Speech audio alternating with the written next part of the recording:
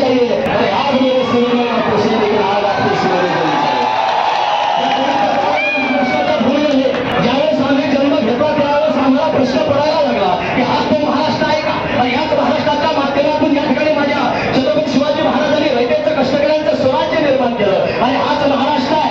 या महाराष्ट्राच्या माध्यमातून माझ्या डॉक्टर बाबासाहेब आंबेडकरांनी या देशाला सर्वोत्तम असं संविधान दिलं आणि माणसाने माणसाशी माणसासारखं कैसं वागावं हे आमचं सांगणारं संविधान आहे।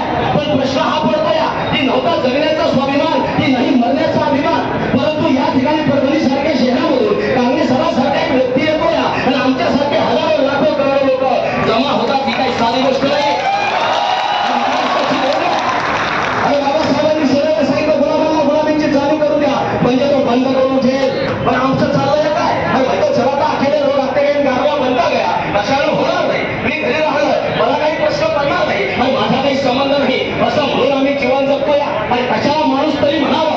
परंतु या ठिकाणी लक्षात ठेवा आणि माझ्या माणसाची शिवराजाला सांगितलं शुभा शुभा पेटवायला शिवा शुभा जसं माझ्या शिवराजांनी विचारावं औषध काय पेटवायचं जसं शिवजीला मातांनी सांगावं शुभा आणि जसं विजलेला दिवा पेटतो ना तसं विजलेलं नसीब पेटवायला शिका। एक माणूस 280 किलोमीटरवरून या ठिकाणी येतो या स्वतः मी कीर्तनकार असल्यामुळे मला माहिती आहे रात्रीचा प्रवास काय असतो। सणांचे कार्यक्रम मी बघतो या आणि रात्रभर जो माणूस प्रवास करतो या तुमच्यासाठी इथे येतो या पण आपण काय केलं पाहिजे या मला प्रश्न पडला पाहिजे। सर्वांनी तलाठी भरतीबद्दल बोलताय सर्वांचं म्हणणं आहे पेपर फुटलेलाच आहे हे दगड 100% खरं आहे। आम्हाला कोणतरी पुरावा मागतं या अहो साहेब पुरावा देणे म्हणजे असं झालं या तुम्हाला एका रात्री सरकार करता येतं तुम्हाला एका रात्री तिकडचं तिकडे करता येतं। पुरावा मागतं या लालू राजेशांच्या माध्यमातून 214 म्हणजे हे असं झालं 48 खासदार निवडून आले 60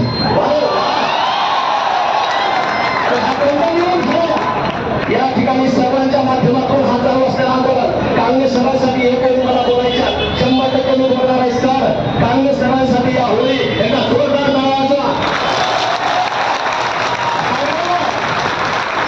या ठिकाणी बोलेश्वरी झाले माझ्यासोबत सर आपण जायचं का तो माणूस 250 किलोमीटर आलेला आहे जरा सांगितलं सर आयुष्याशी अजून माझा करार बाकी आहे अरे आयुष्याशी अजून माझा करार बाकी आहे अरे नावाताना लग्नाचा विचार बाकी आहे।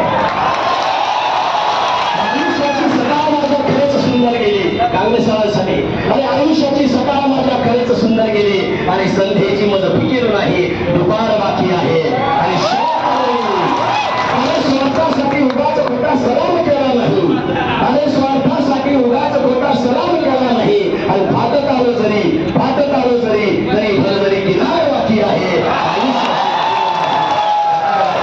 सर्वांच्या माध्यमातून